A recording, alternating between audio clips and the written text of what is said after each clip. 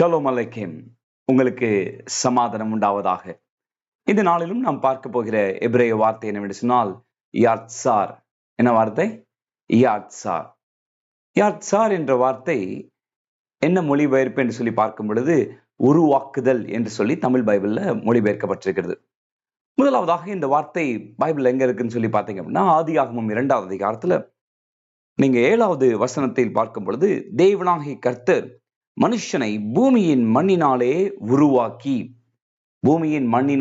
உருவாக்கி ஒரு காரியத்தை உருவாக்குதல், செய்தல், இது படைத்தல் என்ற வார்த்தைகளுக்கு எபிரேயத்துல ஒரு 2-3 வித்தியாசமான வார்த்தைகள் இருக்கிறது. பாரா அப்படின்னு ஒரு வார்த்தை இருக்குது, ஆஷா அப்படின்னு ஒரு வார்த்தை இருக்குது, இதே போல யாத்சர் அப்படின்ற ஒரு வார்த்தை இருக்குது. இன்னைக்கு நம்ம படிக்க போறது இந்த யாத்சர் அப்படின்ற வார்த்தை தான்.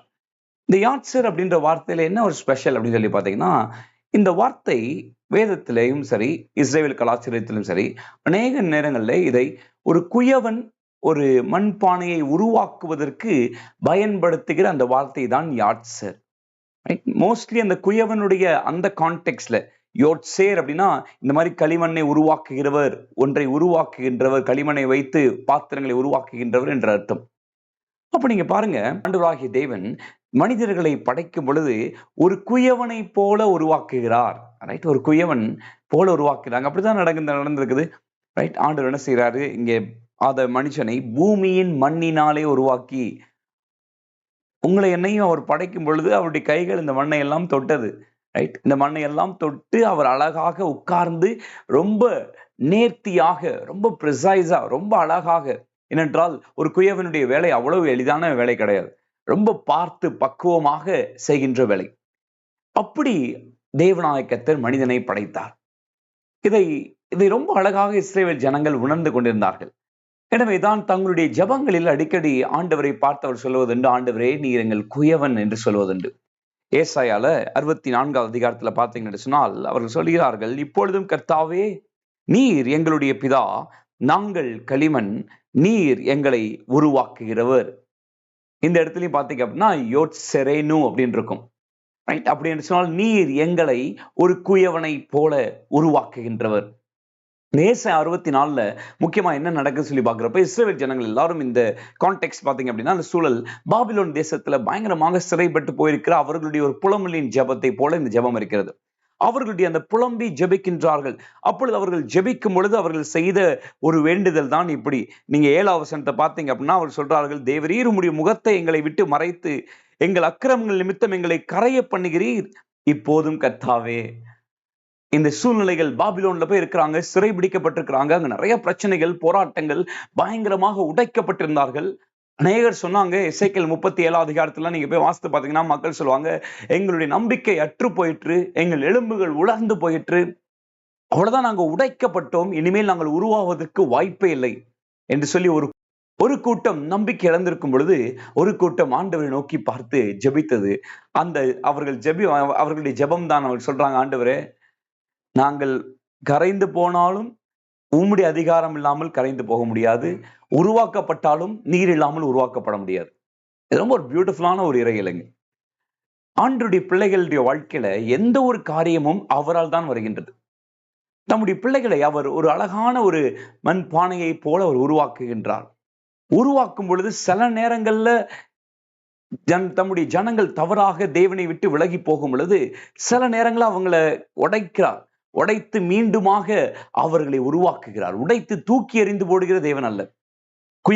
குயவர்கள் எப்பொழுதுமே அவர்கள் உடைத்த ஒரு காரியத்தை தூக்கி எறிய மாட்டார்கள். அதை மீண்டுமாக அதை எப்படியாவது மறுபடியும் கரைய பண்ணி மறுபடியும் அதை சாஃப்ட் ஆக்கி மறுபடியும் முதலிருந்து அதை உருவாக்குவார்கள். அதை தான் அவர்கள் சொல்கிறார்கள், ஆண்டவரே நாங்கள் இப்பொழுது எங்களுடைய தவறுகளினாலே, எங்களுடைய மீறுதல்களினாலே நாங்கள் தவறு செய்தோம், பாவம் செய்தோம், நாங்கள் இப்பொழுது சிறைப்பட்டு வந்திருக்கிறோம். இந்த சிறைப்படுதல் கூட யாரோ ஒரு பெரிய ராஜா எங்களெல்லாம் வந்து பிடிச்சிட்டாருன்னு சொல்றதுக்கு இல்ல, உம்முடைய அனுமதி இல்லாமல் எங்களை யாரும் இந்த பாபிலோனுக்கு கொண்டு வந்திருக்க முடியாது. இப்படி உடைக்கப்பட்ட நிலைமை நாங்கள் உணர்கிறோம், அதுவும் உம்மால் தான் வந்தது. இன்றைக்கு நாங்கள் உருவாக்கப்பட விரும்புகிறோம், அதுவும் உம்மால் தான் ஆக வேண்டும் ஆண்டவரே. அப்ப இன்றைக்கு ஆண்டவராகிய கர்த்தர் நம்மோடு கூட என்ன பேசுகிறார் என்று சொன்னால், இன்றைக்கு நம்முடைய வாழ்க்கையில நீங்களும் ஒரு சில போராட்டங்களை போய்கொண்டிருக்கலாம். ஒருவேளை பயங்கரமாக உடைக்கப்பட்டதை போல உணரலாம். ஏன் என்னுடைய வாழ்க்கையில் இப்படி நடக்கின்றது என்று சொல்லி நிறைய பேரை நம்ம காரணம் சொல்லலாம். அந்த காலத்துல நிறைய மக்கள் அப்படிதான் காரணம் சொல்லிக்கிறாங்க. நேபுகாத்நேச்சர் பெரிய பவர், அதனாலதான் நம்மளை அடிச்சிட்டாங்க, அவங்கனாலதான் இவங்கனாலதான். ஆனா நீங்க ஏசாயா எரேமியால ஃபுல்லா வாசித்து பாத்தீங்கன்னா, இஸ்ரேல் ஜனங்கள் பாபிலோனுக்கு போயிருக்கிறது கூட அது ஆண்டவருடைய திட்டம்.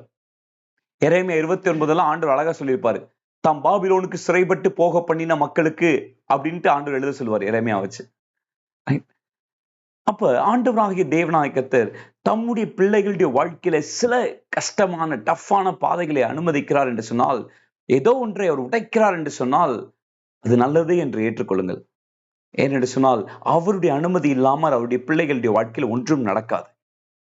He is very particular. உங்க வாழ்க்கையில எதுவும் நடக்கக்கூடாதுன்னு சொல்லிட்டு அவர் ரொம்ப கவனமா இருக்கிற ஆண்டவர்.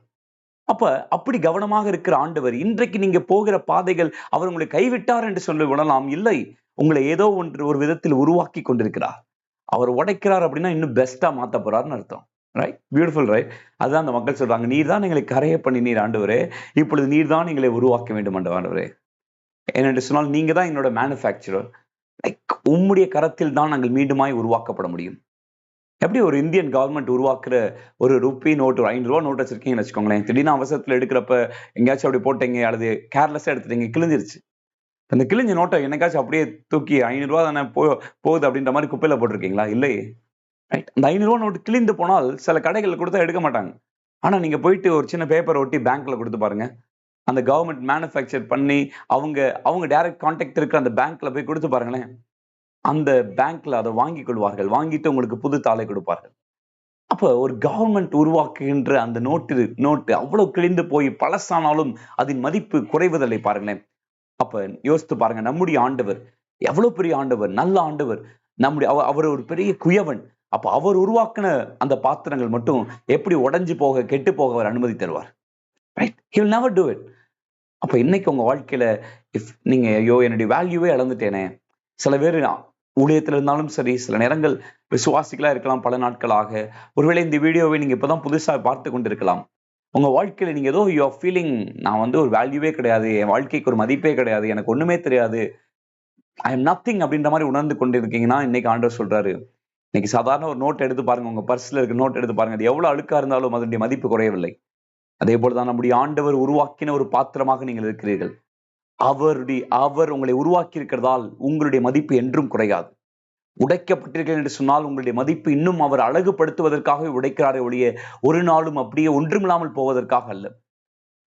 ஜப்பான்ல இருக்கிற ஒரு பழக்கத்தை நீங்கள் கேள்விப்பட்டிருக்க வாய்ப்புகள் இருக்கிறது.